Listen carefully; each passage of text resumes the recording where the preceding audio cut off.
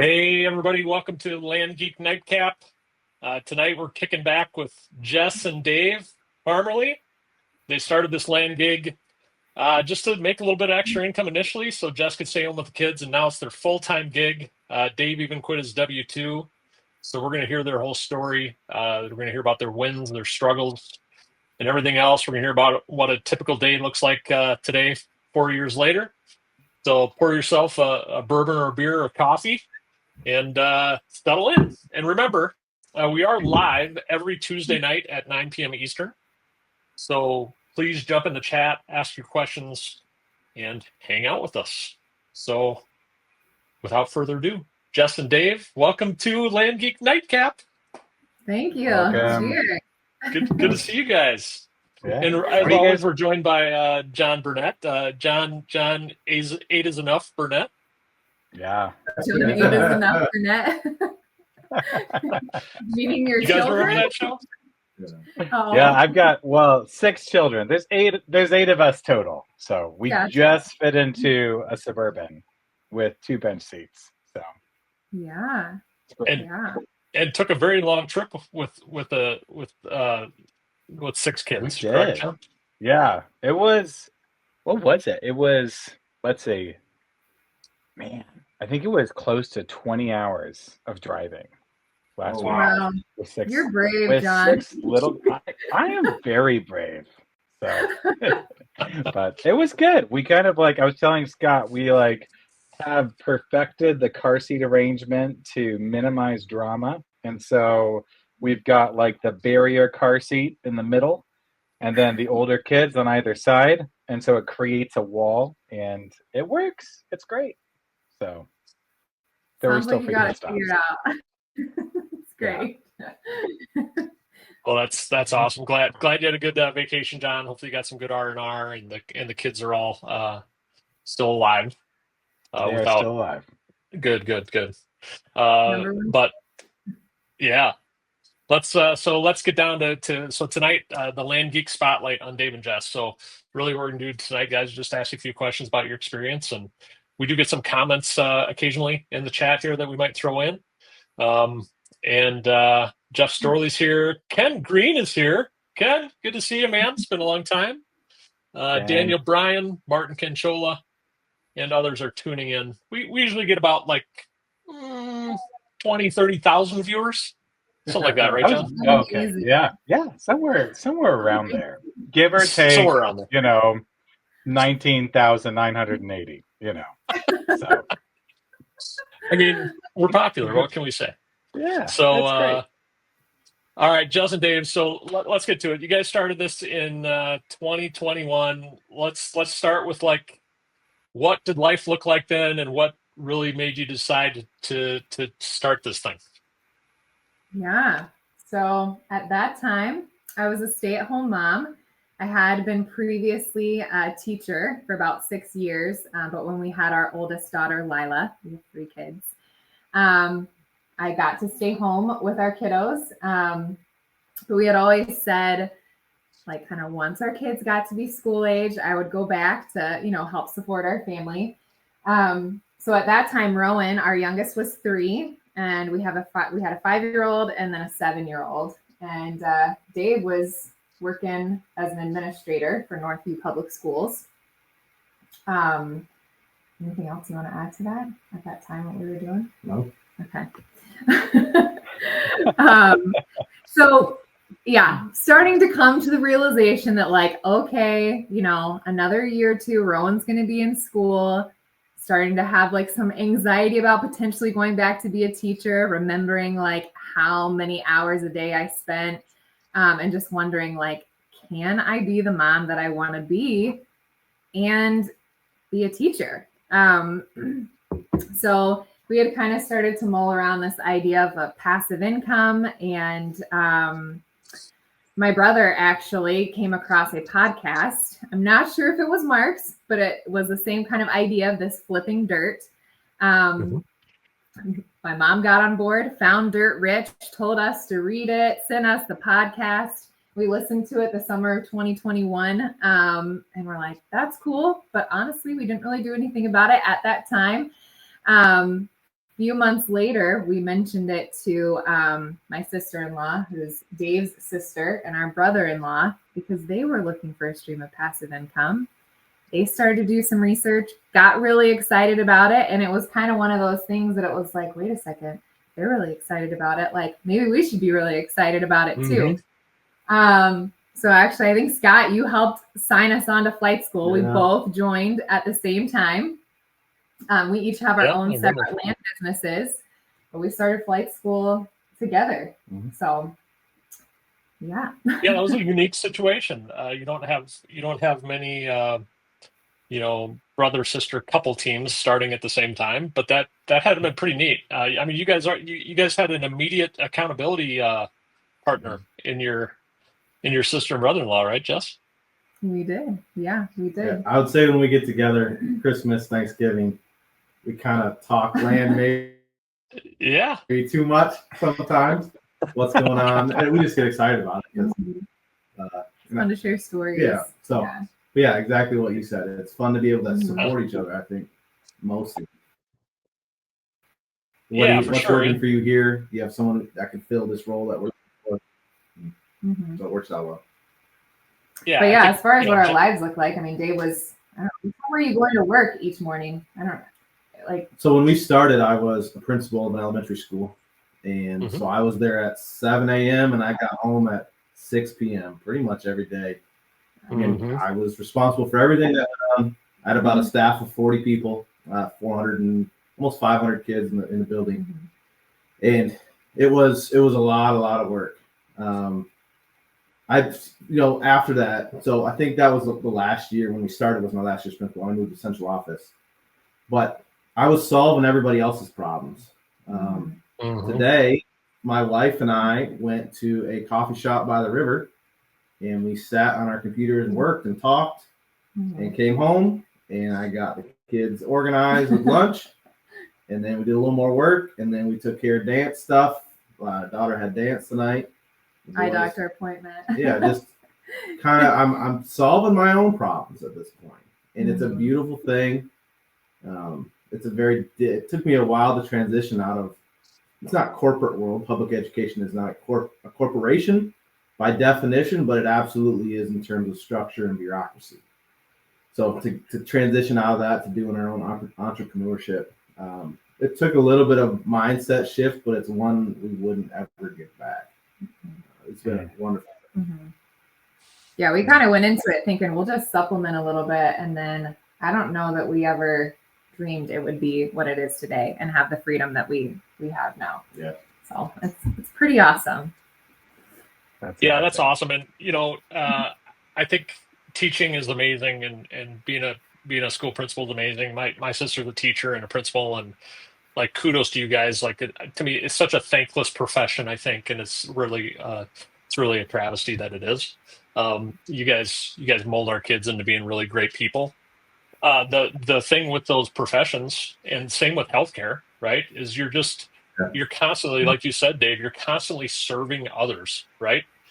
And you do that for a long time and a number of years, and it is fulfilling. But for me, I remember waking up one day and I'm like, when am I going to serve like my family or myself, right? Because I'm serving all of these other people, and yes, I'm having an impact, and I'm helping people get better, and I'm helping students and coworkers and that type of thing. But when that is all taking away from my family so significantly, it's it's tough, I think. So this business is great because it starts to buy back your time, and then I don't know about. I think for you guys probably too. I like woke up one day and I'm like, this isn't a side hustle anymore, right? So like, talk about that moment. Like, when did you guys look at each other and say, you know what, this is more than a side hustle. Like we can work a little bit harder at this and like blow this up and quit our jobs and gain our full time back. I mean, I think for me, it was actually at the end of flight school, which we hadn't even sold a property yet.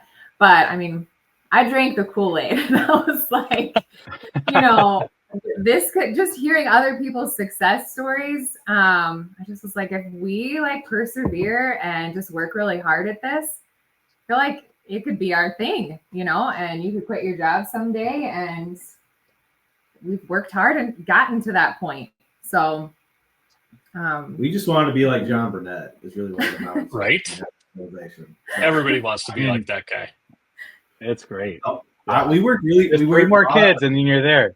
Yeah, that's it. Yeah.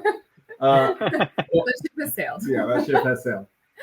But while I was working, we sat at the kitchen table every night for 2 to 3 hours working. So we put the time and effort in, and as that snowball kept rolling, I told you I moved to the central office. At that point, I got a new superintendent, and let's just say our personalities were not going to work to meet the needs of students. We weren't going to be able to work together to do that. So I was very grateful and almost humbled a little bit that we had the opportunity, for me to leave that job. I walked into her office and said, I'm finished. And the look in her face, because most people depend on that bi-weekly paycheck. I have a friend in the land business that says the two most addictive things in the world are heroin and a bi-weekly paycheck. And I think people are, reliant, rightfully so, on that. But we had the opportunity for me to walk in and say, thank you, but no thank you. And that was November 17th, 2023. And we haven't looked back since. So it's crazy. I remember that date, but it will be a date that lives very well in our memory because it allows us the freedom that we have now. We're going to do everything we can to protect that. Mm-hmm. Oh, that's amazing. Cheers to you guys. That's awesome. Awesome story. Speaking of cheers, look who's here. The Zen Master. Oh my goodness. Hey. Look at that. He's with the he's best warming up shirt the in the keys. entire world. Yeah, just got done a little piano. Yeah. Oh man. Mike, funny. good to have you join us. The Zen Master, Mike Zano, is here. We were just talking about Jess and Dave and how they just made the transition, Mike, from kind of the start of the side hustle to that impactful day that Dave quit his job, right? And I'm sure you remember that day, John. I definitely remember that day.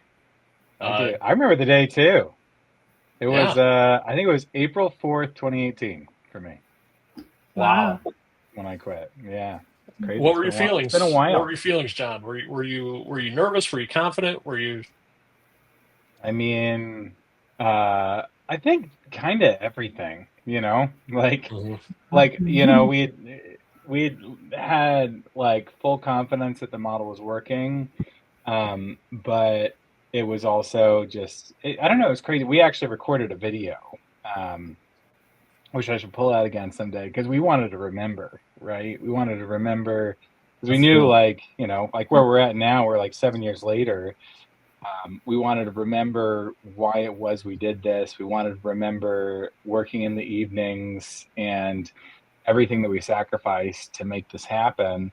And also just remember, I don't know, like one thing that stuck out to me then was this we got hand, foot, and mouth disease. which I don't recommend it. You got it too? You and your wife got it, not just the kids? Yeah, we got it. It was awful. We were popping the ibuprofen. We had our timers on, alternating ibuprofen and Tylenol and stuff. And my kids had it. And I had to stay home from work for like days. But like the thing that my son kept on saying over and over and over again was "Daddy's home, Daddy's home." And oh man. Man, it just broke me. And it was just such a good reminder of like why we were doing this. And now I'm home. Like I make breakfast for my kids every day and sit down with them for breakfast and dinner, right? And we've got the life that we want. So anyways, sorry, I'm hijacking the podcast. No, you're good. You're good. Let me add that if I can. Jess and I joke. Our kids get mad when both of us are not doing something, whether it's a field trip or taking them to the beach. They don't realize it's not that we are abnormal. And I don't know if we ever would have thought we'd be in this position. So if someone's watching, we were absolutely in that mindset. Like I was going to be a career educator, and it just kind of worked its way to not being a career educator, Mm-hmm. but our kids don't know what it's like to not have mom and dad at home all the time. And uniquely in our situation, we get to spend pretty much all day together. So we spend a lot of time we spend together. a lot of time together, and I love this person here, so it works out well. But it's very special. So I don't know, I'm kind of oogling a little bit, but it just to reminisce and how far we've come and where we've come is pretty cool. So thanks for the opportunity to do that tonight. Yeah. Talk about so when you guys were starting, I mean, something Val and I thought about a lot, especially just having kids and jumping in on this and working full time, figuring out, did you guys have any thoughts on how there's the work-life land balance, right? Mm-hmm. And figuring out where land fits and where you silo time and make sure that you're still spending time with your kids and each other. How did you guys think about that as you were jumping into this? Yeah. So I think I would say we've gotten better at it, John. To give an example, Friday is during the summer family fun day. We do not work on Fridays. We typically go about an hour from Lake Michigan, so we typically go to Lake Michigan and just spend the day. We got all the hot spots, the ice cream spots, smoothie spots. We know them all. We go spend the day together as a family, and usually when the kids are off doing their thing, digging in the sand, splashing around, she and I just get to talk and decompress about the week and what's coming. So that's one example. We've also put in place designated times to have someone come and watch the kids and take them to what they need to do, almost a nanny type thing. Summer is a different thing too, and that's fair. I'm talking summer. We're in the midst of summer right now, but we have that designated time to devote to the respective business. So it's time on task, it's focused work, and then when that time is over, we get to shift that focus to our kids and make sure that they know we're there for them. But when we were first starting, it was tough. I mean, Rowan was still, he was 3. He was home with me. So I tried to work, while he napped. I remember being having a lot of anxiety around taking a call when they were awake in case someone started screaming or hitting each other or, it was But honestly, I started just taking the calls, and I feel like on both the acquisition side and the sales side, it made me human to the people that I was talking to. So, if I had to, I'm so sorry, my kids are getting after each other. Most of the time it just softened them towards me. Sometimes I had to, say, can I call you right back? But yeah, I think in general, I don't know that I can think of a time where it hurt me other than me feeling a little mom guilt, should I be working right now or, spending time with my kids. So that's definitely a struggle, and putting in boundaries, letting the kids know, this is mommy's work time. I'm working, for the next 2 hours, and then devoting my attention to them. I think that's very important, setting up those boundaries and having a rest day, like Dave mentioned, where you're just taking time off. So I think it's awesome that your kids expect you both to be there. It just shows how much more time you're with them now, and how much just think of all the time you've gained back with them, and now it's just it's normal for them, but it's going to have such a huge impact down the road. I mean, my kids were a little older when I got into this. John, you have a very young kid. Mike, you and I are kind of similar, right? We're the old guys on the call, so we had the older kids. Right. But even still, I think my youngest was 7, right, or 8, and my oldest was 17 or 18. And about 3.5 years in, same thing, scaled back on the work, didn't quit altogether, but scaled back on the work. And that just opened opportunities to spend more time with the school age kids. So with my boys, I know in their more formative years in middle school and high school, that's where we really grew our relationship, which is pretty neat. Right. And so I'd say we're very close. And Mike, I'm sure you can say the same thing, that this business has, it helps. This business, it gives us financial security, but it gives us improved family relationships for Family sure. security. I thought you were going to say that. I like that. Yeah, family security. You're too quiet, Zainal. Come Is on. that you complete Can I me? Did I get the you complete me? I thought you were going to say family security and family. Oh, you want the sign? You want the? Yeah, bring it up, please. Yeah, you want the? You're just feeling the need to. You need Right. a little validation, I right? failed the last podcast. The you complete me card. It's a love story, if you guys don't know. Sorry, that's my dog. As you guys will maybe see, there is a mic setting to reduce background noise, but it does not reduce background noise very well. So sorry for the dog there. But I didn't hear your dog. well, It does work. maybe it's gotten better then. Maybe it's gotten better. Awesome. So I don't know, Mike. Do you have any questions for Dave and Jess? Well, I got a came in couple kind of more. late. Nice to see both you guys. I wonder if did you already talk about like how you divide the business up? Like, what maybe each one you might be in charge of, or how you divide duties, or did you already do that? Not yet. Yeah, I'd love to know. Is there certain aspects that you each individually love that maybe you feel more drawn to, or like how do couples work together? People want to know. That's it's a great topic. Well, I think we've had different seasons in the business. I think when we started out, well, I guess really a lot through it. You did more of like the back end type stuff, and I did more of like the forward facing things, talking to people. You set up a lot of the systems and processes. You look like you're going to add something to that. I was just thinking if one would look at my face and then look at Jessica's face. Oh my goodness. One could understand Jess is forward facing and I am behind the scenes. So I say that, but I set up a lot of the systems, the automations. That was my job to support the front facing aspect. And she did a lot of on the onset, and we've hired a lot of this out and put SOPs in place and things like that. Right. But getting the land, selling the land, when we first started out, that was Jess. And I did all the support, infrastructure building, for lack of a better term, in the background. So that's kind of how we started off dividing the business and just kind of piece it together and figured it out from there.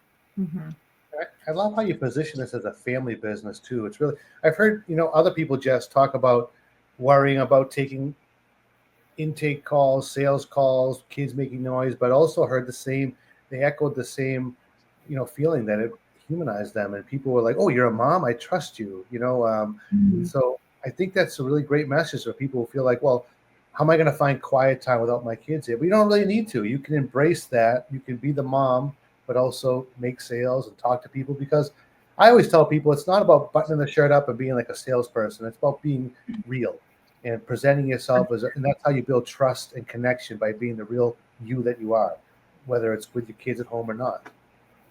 Yeah. But Mike always leaves his shirt unbuttoned. Sorry, go ahead. Choke me, John. Chokes me. Oh man. No, I was just going to say, anytime I have a chance to humanize myself, I do. Even if it's just hey, I'm dropping off my daughter at dance. Can I call you? Can I call you in 20 minutes? Or, I'm making dinner right now. I'm happy to talk to you. I don't have my computer in front of me right now, though. Yes. Any chance I get, I just feel like it always helps. I think so, because there's a lot of online, all kinds of stuff online, and people have natural doubts. Is this real? Are these people real? But when they hear the kids in the background, they know that, oh, this is a family person. Like it just connects, right? It's trust. They think of their mothers, they think of their family, and it builds trust very quickly. For sure. Yeah, we throw our family pictures out there whenever we can. Offer Zoom calls if they want. Yeah, tell them to make more noise. All right, kids, I'm going on a sales call. Make a lot of noise. Bobby needs to make a sale. Let's go. Fight with each other. Let's go. They don't need encouragement. Yeah, they don't. You're That's too quiet. true. They do that anyway. Come on, let's go. And it's usually on cue right when we get on the phone. Yeah, It's for when sure. they're They know. They need something. They're hungry. I think that's true, Dave. I think that kids just know. As soon as your tension wavers, even like a percentage, Absolutely. whoa, what just happened? Boom, they attack. We came in yesterday. I was on a call, and my youngest came in, and he had a cold cloth on his face. I said, "What are you doing?" "I'm putting tattoos on my face." Nice. Okay. Well, Yeah, the guy, this sale, I'm gonna make a tattoo. he was laughing. And now he's had a tattoo on his face for the last couple of days. So That's hilarious. Oh man, that's awesome. Yeah. I think along the same lines, guys. I think this is we get we get people all the time who are nervous to move forward in this business and have those conversations with people. And I think just one little other thing I would say is just spend time on these calls, you know, telling these people who you are, right? It's all about conversations. Like if you want to buy land, this is for everybody on the call who's like contemplating this business. If you want to buy land, we've all bought a ton of land just getting on the phone and talking to people, right? Mike Zano's the best at it. You just get on the call. People have their guard up a little bit when you first talk to them, and they're like, "Who the heck is this guy?" And then after 30 seconds of talking to Mike, he's like your best friend already. And then you never know what's going to happen in a conversation where the guy becomes your best friend in 30 seconds, right? Like you're buying a property right then and there from this guy because you know, like, and trust him. But it is really about just kind of live in the moment with these people, ask them questions, get to know them, tell them a little bit about yourself.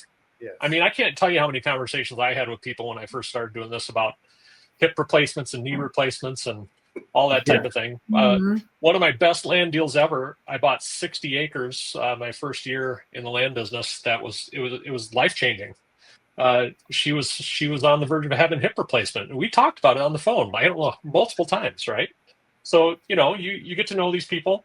They get to know, like, and trust you. You get to know, like, and trust them, and amazing things can happen on the buy side and on the sell side, right? It's just it's a matter of just helping people out with a problem. I don't think we can say it enough, Scott, that a lot of people, when they come to this business, they get really anxious about the calls, talking to people. Yeah. And we can't say enough that you just have to be yourself. It's just like, you don't have to be like polished. You don't have to be perfect. You just have to be real.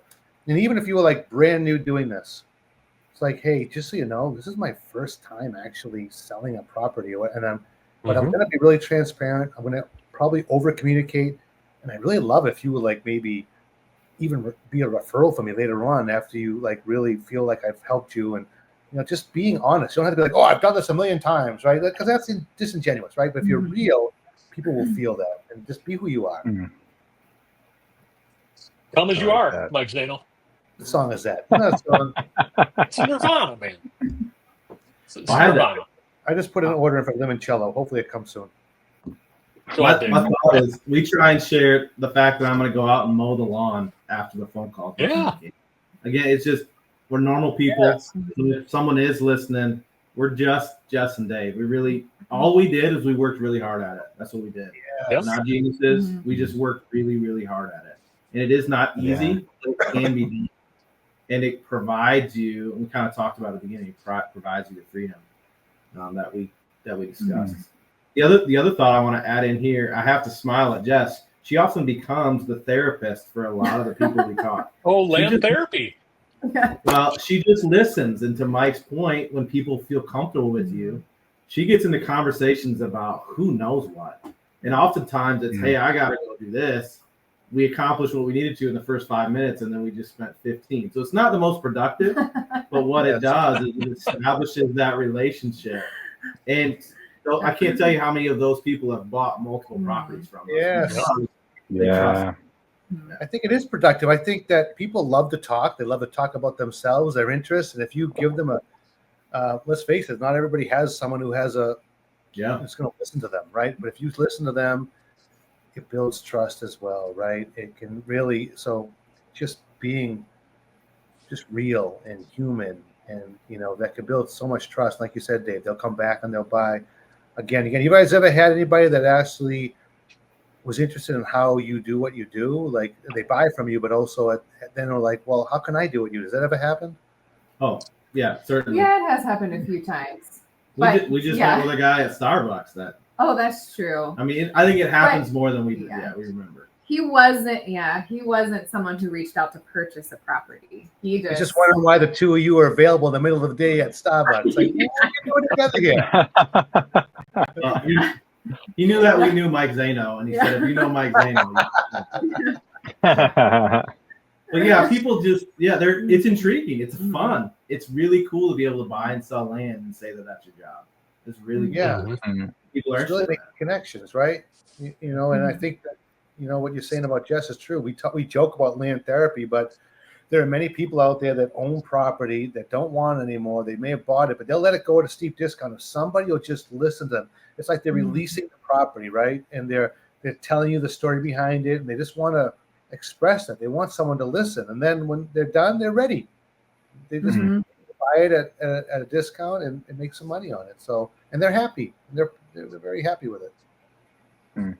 I'll add a quick story about that. We bought 150 some properties from 120. Excuse me. I'm not trying to embellish. I actually have a number, but 120 from the same lady. But she and her husband, the reason I brought it up, she and her husband had purchased all of them together, and she was a little cranky at first.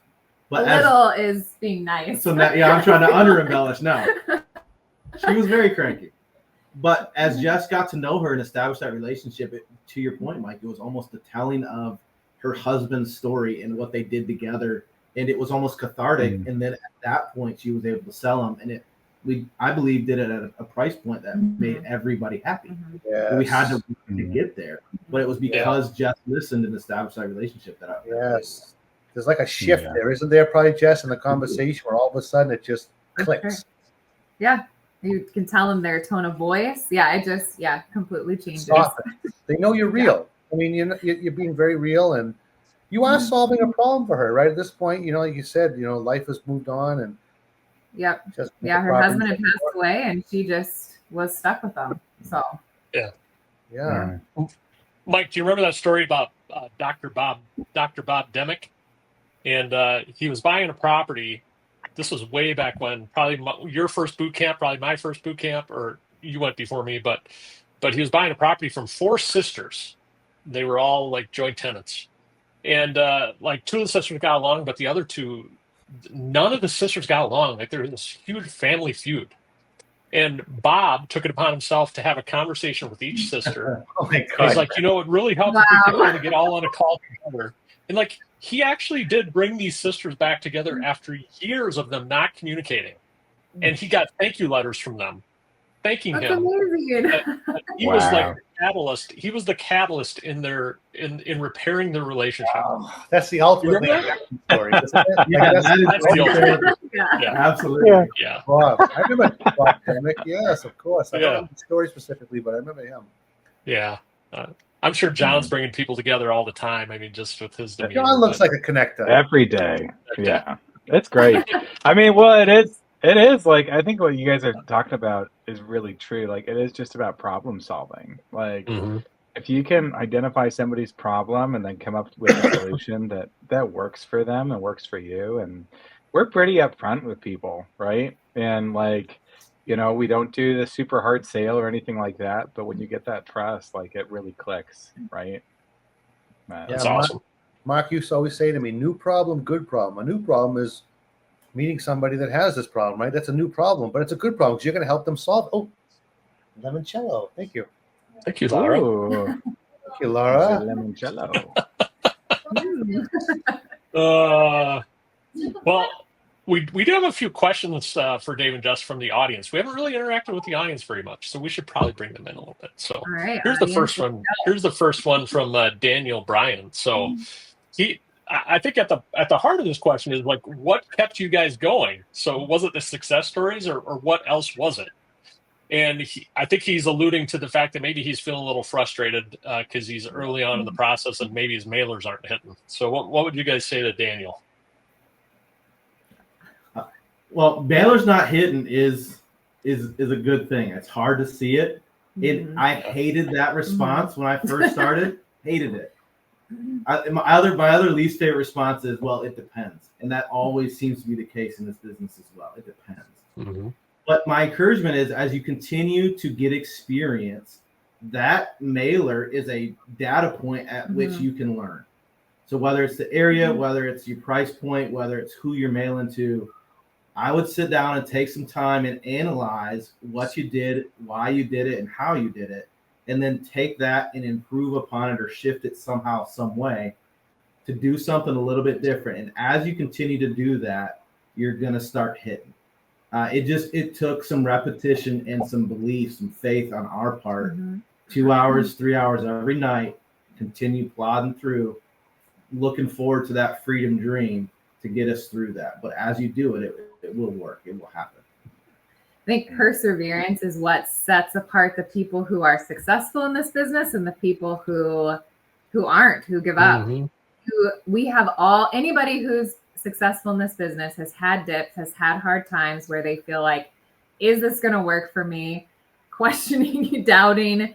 But it's the people who problem solve, like Dave said, take action, persevere. That's the difference. That's the only difference. Yeah. Yeah, we're just yeah. Jess and Dave. We are not special. We just worked really hard at it and stuck to it. Yeah, failure is talk about so thinking about Jess, you talked about how the moment that things clicked and you guys really pushed forward, you guys hadn't had any sales yet. And so how did you guys persist then and still have such optimism about it? Because it is sometimes that's an inflection point where you can choose to let everything go, or you can keep forward, and that's the point where things click. So what made that happen for you both? Well, I'm going to add some context to that, John. We signed up for coaching having not made a sale. That was a huge financial commitment. And I say that we haven't discussed the many sleepless nights in making those decisions. We're pretty strong in our faith. There was a lot of prayer that went into it. There was a lot of discussing as a team. Is this what we want to do? What's best case scenario? What's worst case scenario? Is it worth it? And then once we made those decisions, we worked really hard, full steam ahead on them. So yeah, there is that aspect of it. But yeah, I'm gonna cut you off. What were you gonna say? Yeah, it's okay. Can you repeat your question one more time? Sorry. You were asking, how did we get through the dips, or how did we persevere at the sales? Persevere at that point. So when you guys were at that point, you guys hadn't made any sales, and then you doubled down, right? And so talk about that point of persistence and not giving up, and what made you guys keep going then. Yeah. So, well, one thing, once we decided to start coaching, the day we signed up, we had our very first sale. So we kind of took that as confirmation, and we held on to that, because the first few months of coaching, you've got this adrenaline and excitement going in, and you're like, okay, things are going to start rolling now. And that doesn't always happen. Sometimes it happens, but sometimes it doesn't. So, there were some times where we fell into that comparison trap, and we were, looking at other people and going how are they getting these sales? I feel like we're doing the same thing that they're doing. Or why aren't we getting this response from these mailers, So I'm very thankful for the community, for our coach. Tate was our coach, and the other people that were going through coaching, and then, going to the virtual boot camps and listening to Grill the Geeks. I don't know, just staying connected with community for me was very big, and just remembering, we just have to keep persevering. But if it had not have been for that community and Tate just kind of being you guys are doing the right things, you need to keep doing it. Pull up your big girl panties and just keep going. I don't think, if it wasn't for the coaching, I don't know. I don't think we would be where we are today. 100%. I don't know. So yeah, it was tough, but just keep taking action. It's very helpful. It's a leap of faith. It's a leap of faith, and it is a risk, right? And Mike and John, we talk about this all the time. To become an entrepreneur, right? What's the definition of an entrepreneur? It's somebody who takes a risk with their money and their time to grow something new, to grow a new business. And we've all done that, and it's scary. I was so scared on my first coaching call with Scott Todd. He stopped the call and said, "Scott, what's wrong?" He literally did that. I was biting my nails. He's like, "Scott, what's wrong?" And I told him. He's like, "Just take a deep breath. Everything's gonna be okay." That's awesome. I like that story. Just do what we tell you to do, and everything's going to be fine. And he was right. Like, I just showed up like you guys did. I'm not special. I'm not a business guy. I'm a healthcare guy. I just showed up and I did what he told me to do. And I did 30 deals my first year. Right. It's a marathon, not a sprint. This stuff doesn't happen overnight. But when you start something like this and then persevere and you show up every day, and then you get to that year one point and you can look back and see how far you've come in that year, it's pretty phenomenal, the personal growth and development that occurs, I think, when you do something like this. So, do you guys feel like, it's funny, Valerie and I, we were on Mark's podcast like back in like 2018, like a long time ago. And it's funny looking back on that. I feel like I can hardly recognize myself because like I just feel like I've grown so much across this entire journey. Do you guys have anything like that? Like, do you guys feel like different people on this side of land investing, or do you feel like it's just kind of been the same? I know I do. I have so much more confidence than I did going in. I would have never, I just would have never ever thought that I could like have a help in building a business. And one that leaves a legacy for our children. It just is, it's one of the coolest things I've ever done. So I think for sure my confidence has grown. I don't know. Well, to Jess's point, I would add our kids. I mean, they see what we do, but our oldest is 11. She's already talking about her getting her white Jeep Wrangler, which is great. But she's going to buy and sell some land to earn some money to do that. So this is meant to be a legacy business, because land is forever. I mean, it's not going to go away. And if we can teach that skill to our kids and have the system set up to do it efficiently, it's going to be something that will help our family for a long time. And then this is kind of off topic, then run everything through our IBC policies, and that thing is going to be, we're going to be in our family forever. So we, to John's point, we have certainly met people, we've learned things. Just making those connections opens doors that we never would have thought possible. So I have a very good friend and business partner now out of Minnesota, and our family spend time together. We just went on a fishing trip to Canada, but we met him at a Land Geek conference. And just getting out and meeting people and making those connections has changed us for the better, because a lot of people have great things to offer. And if you open yourself up to that risk and to that opportunity, good things will follow. It just has happened and will continue to happen as we do it moving forward too. That's very nice. Yeah. That's awesome. That's awesome. Thank you, guys. Daniel Bryan says, Jess and Dave, you're living his dream. Kids are about the same age and have lost a lot of his time to the military. Parental presence is huge. So you can hear a lot about Daniel why there in that statement, which is pretty awesome. That why is a big thing. You got to keep thinking about that why. Exactly. Use it as motivation. Ken Green, Mike. Ken Green's here, man. He's like the That is original... like karate brother. I love Ken Green. He's been around forever. He's probably, I don't know, Ken, are you overseas right now? You typically over in Italy, or are you just practicing karate around the world? I'm very jealous of you, Ken. Love you, brother. Ken, you doing land deals? Tell us.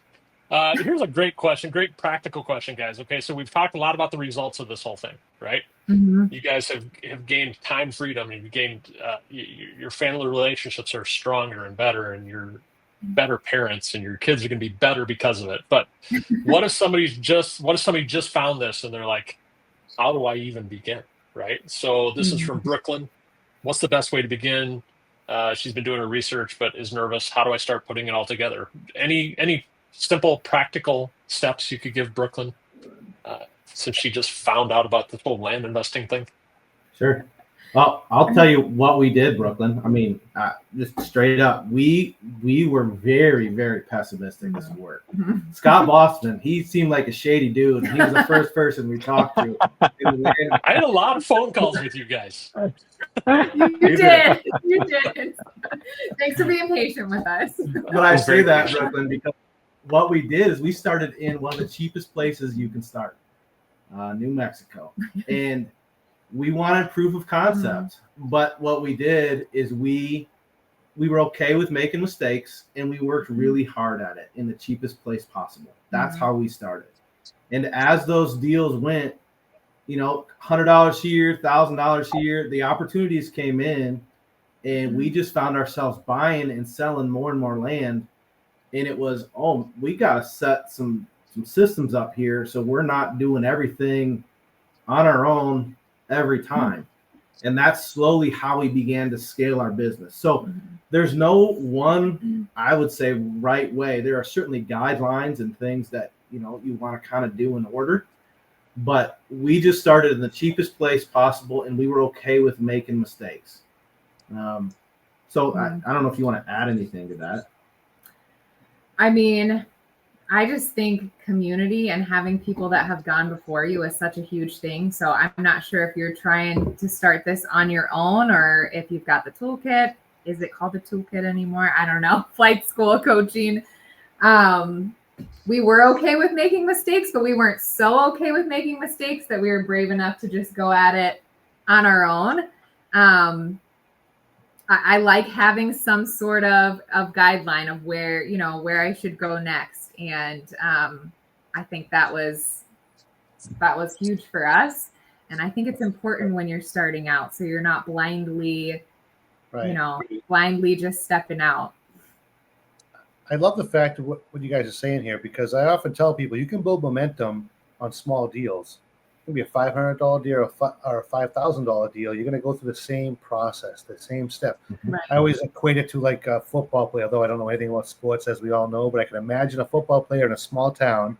They push him too quickly into a bigger arena, and he could fail. But if he was kind of trained and and brought along properly, he could really shine later on. So you can build momentum on these small deals, just like that football player, and make the mistakes where it's going to hurt, but it's not going to destroy you, right? A $500 property is not going to kill you, but you're going to learn a lot from that. And so I just think that's a great answer, that you could start small. And I always say, perfect it in the micro and then blow it up in the macro. Yeah, gain That's that a confidence. Zenoism right there, man. Blow it up in the macro. If I get a mic drop, I never get mic drops. That was a good mic drop. It was a mic drop for sure. Yeah. I think what I would say to Brooklyn is it's hard to know where you're at. Like, are you on the verge of doing land deals, or are you just like gathering information? And what I love about this community is, Mark's been podcasting a really long time. There's so much you can just learn on your own. And, I think of it, so typical physical therapist, Brooklyn, right? I think of things on a scale from 0 to 10. Okay. So if I were to ask you today, like on a scale from 0 to 10, where do you feel you're at with this whole thing? Like where 10 is you're going to do it, 0 is you're not going to do it. Where are you on that list? Where are you on that scale? If you're at like a 5, gather more information, learn more, read Mark's book. He's got 2 books. Listen to some podcasts. Listen to podcasts like this where we feature successful clients. And if you're feeling yourself come up on that scale and you're like at 8 or 9 or 10, I know I want to do this, then schedule a call and we'll talk to you about it. And there's like no pressure. It's just we'll help you develop a plan to get started, whether you have $1,000 or $50,000 to get started. And Mike, you can start this with $1,000. Yes, you can. Right? Yeah, absolutely. So My awesome. kind of a funny story. We just purchased the property, and I was looking through the deeds that we got, to check our chain of title. And we just purchased a property that you had purchased, and then you must have sold it wholesale to Mark and Kate, and then they sold it, and now we just purchased it from those people. And wow. I think we've even sold it already. I'd have to double check, but I was like, that's so cool. We're just like, that's awesome. I've purchased a property once. I think it was 3 times. So I bought it from somebody, I sold it to somebody else, I bought it back from that person, I sold it wholesale to another investor, I bought the note from that investor, and then they defaulted, and then I sold it again. I think that's, I don't know how many times that was. That's a crazy story. Hopefully your marketing for that property was dialed in at that point. Yeah, it was You got great. 3 tries at it. So that's cool. That's awesome. Mike, Ken Green is living in Colorado, but in Europe 7 months out of the year and doing land deals from Italy. That's not a bad Ken, life. I want to see you at Dirt Wow. Rich in November. Are we talking about that? The first week of November out in Austin? Ken, Yeah, hop, skip, Dirt and Rich jump. Summit. You could be there, Ken. the Dirt Rich Summit. Let's see, John, can you find the dates on that while I'm putzing around over here? I'll see what I can do. I'm gonna put it on. I'm gonna make a banner. We're very fancy on Nightcap, if you guys haven't noticed. I love I like the question thing. It was cool. Banners, Q&A, all sorts of vantage points. Yeah, it's we've upped our game around here. That's what 20,000 viewers does for you. Gets you new fancy tools. So the Dirt Rich Summit is John, the dates? It's coming. It's coming. Stall. November. The first Okay, week wait, no, of I've got it. November, isn't it? I know it's beginning of November, but I don't. It's first weekend in November. Let's see. The 1st to the 6th, isn't it? November 6th through 8th. Oh, 6th to the November 8th. 6th through the 8th, 2025 in Austin, Texas. So So Ken Green, be there. We're hanging out. we're hanging out. Dirt Rich Summit. Jess and Dave, you guys going? Possibly. We're gonna try to be there. Yeah. Got those Are you kids. gonna be there? Only if Scott Box. I'm going to be there. Okay. We're going to be there, right, Zano? John? We'll be there. Yeah. We do a Nightcap live there, aren't we? Oh, I that's don't cool. know. Oh, we're always live on Nightcap, but we're going to do Nightcap there. That'd be That'd fun. be extra. Fun. That would be fun. Well, we've come up on an hour, and this was an awesome, guys. It was awesome to hear your story. Awesome to see you both again, and just it's amazing to hear that you're doing so well and that you come so far. Because really, it's only been what 4 years? I mean, it hasn't even quite hit 4 years yet. If we're getting technical. December it will. I mean, So yeah, it'll be 4 years in December, and look how far you guys have come, and how much you've learned, and how many land deals you've done, and it's just I don't know. I may weep. It's motivating. It's very motivating. It's very cool to see. November 17th will be 2 years out of my W-2. yeah. I mean, Yeah, that's I'll have to amazing. go out to dinner again. So it's possible. Just gotta work Yeah. hard at it. Got to work hard, exactly. So Mhm. awesome. Ken, how do you get tickets? Go to the landgeek.com/Dirt Rich Summit, maybe. Or I bet if you just use that powerful search engine, Google, just type in Dirt Rich Summit, you'll find the checkout link for that. And awesome. Well, thank you guys very much for coming. Next week, should we tell them what's coming next week so we can let the viewers know ahead of time? I want to Ooh. know. Oh yeah. All right, I want to know Little- too. Tell me. little preview. Tell me. Yeah, we need to know. Let's tell us. Tell you. Okay, so you guys can prepare. For the week. Nightcap episodes. We even have an episode sheet and like topics that are Good for assigned you. and stuff. Yeah, I know it's craziness. Let's see. Next week is July 22nd. 5 land investing habits that successful investors practice that beginners do not practice. Oh, So, Zano, I'll let you think about that for the week. You sounded Come just with an like, action plan. I just felt like I was on Jeopardy the way you said that. you got to come up with 3 of them. Think about that. Final answer.